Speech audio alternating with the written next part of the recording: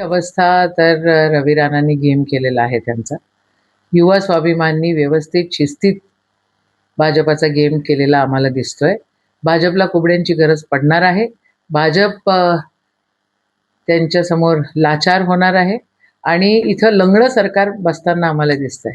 मला एक कळत नाही, त्यांच्याकडे एवढे पैसे, एवढा धन संपत्ती, एवढा सगळा गोंधळ, 19 सभा आमच्या पालकमंत्र्यांच्या, सगळे आमदार तिथं वॉर्ड वाईज कामाला लागलेले. तिथं 1-2 ठिकाणी तर त्यांनी ज्या सीटा फार कमी अंतराने पडल्या त्याही ठिकाणी त्यांनी प्रेशराईज केलं. अख्खी सिस्टम त्यांच्यासाठी त्या ठिकाणी काम करत होती.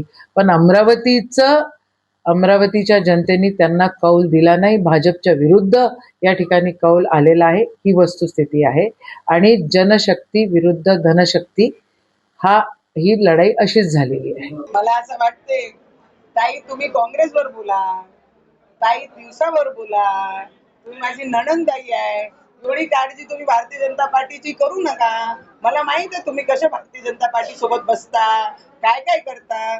तर माझ्या नणंदबाईला एवढीच सल्ला देईन, तुम्ही खूप मोठे नेते आहे, पण लहान कार्यकर्त्यांची कधी कधी ऐकली पाहिजे. तुम्ही जास्त तुमचं केलं, काँग्रेसचे नेत्यांना कार्यकर्त्यांना जर मोठा केलं असतं तर तुम्ही आज पराभूत झाले नसते.